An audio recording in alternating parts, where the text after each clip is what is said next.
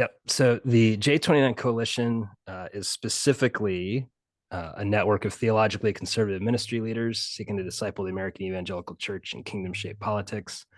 It's not exclusively for theologically conservative participants. We've had folks from different traditions join us, but most of our speakers and central aim is the evangelical church in America. And what we're focused on is recapturing the evangelical political imagination. We've seen over the last, 7 decades, this conflation of certain aspects of politics in America with uh, evangelical Christianity. And what we're trying to do is have a broader understanding, a kingdom-based understanding of political engagement and how we can imagine our engagement in politics through biblical themes, biblical teaching, and the example of Jesus. So the overview of the cohort is that it's limited to 50 pastors. We run it from September to November in this year, and it will include an in-person border trip, which will be in the Rio Grande Valley. And because of some really generous folks who've donated and a couple of grants, nearly all the expenses are paid to pay for the speakers. There's some support for the trip. And then there'll be 10 sessions as we go through, and I'll hit those up here in a minute. We do ask for some buy-in financially, and we use a sliding scale as far as the cost for the cohort. So for incomes under 30 grand, it's free, and you can see the rest on there. And we're really trying to make sure that everyone who wants to participate can participate, but that there's still buy-in financially, so we can continue this ministry in perpetuity. Some of our coaches are folks that who we had last year. Some of these: David French, Caitlin Chess, Curtis Chang, Phil Herndon, Joel Hunter. Joel, who you may not know, he served as advisor to President Obama and has a ton of great pastoral wisdom on how you set boundaries when you're engaging in civic life. How do you talk to the local civic leaders? If city council asks you to come pray, how do you navigate those types of things?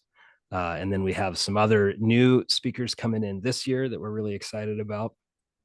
The cohort schedule is that from September to November, and we usually end the week before Thanksgiving, we'll have 10 Zoom gatherings, and they're Thursdays from 12 to 2 Central Time. And the coach will join us, and how it'll usually run is they'll present for 15 minutes. We'll do a bunch of Q&A, ask them questions, ask them about our contexts, ask them to coach us. They do another 15 minutes, back to Q&A, and then we workshop some of the material that they've given us to think about as we work together in our cohorts to apply the principles that they've given to us. So for instance, last year, Phil Herndon's presentation was around why are all my congregants yelling at me and sending me nasty emails? And he walked through some of what is going on inside of a person before they get to that point where they're going to yell at their pastor. And then the workshop component of that is, okay, how can we as pastors build in rhythms and practices when we receive those, people yelling at us? What are some real practical ways that we can engage that in a way that leads to peacemaking and actually speaking heart to heart with those who are feeling wounded? So that's the cohort structure. Is it's really, really high engagement. We're not looking at like somebody lecturing us for 45 minutes and then typing in the chat. This is high engagement and high workshop orientation. We want to be practitioners of this. And then also the border trip, that'll be September 9th through the 11th. And that'll include kind of at a retreat center for us to get to know each other in the cohorts. And then also to do that border trip, kind of a learning experience that we get to take back to our congregations about what we saw firsthand down on the southern border. So formats, each cohort is 10 pastors each. And so we do expect folks to attend about 70% of the time. So as you get those Thursdays on the calendar, we understand that stuff comes up. There's times where we're not able to be on, and that's totally fine. We do record the sessions, which folks are able to view afterwards. But because this is high engagement and high practitioner oriented, we're asking folks to, if they do sign up for the program, that the expectation would be that they would be able to participate in 7 out of 10 of those digital cohorts. And I've already mentioned how the gatherings are structured. Some of the topics that we cover: cultivating healthy political imagination in your congregation. We'll address toxic polarization, addressing politics in your preaching, developing a Jesus-centered theology of politics. How do you cultivate healthy resources for your congregation that are in line with your tradition and the needs of your people, and especially thinking about your region? Those resources may differ.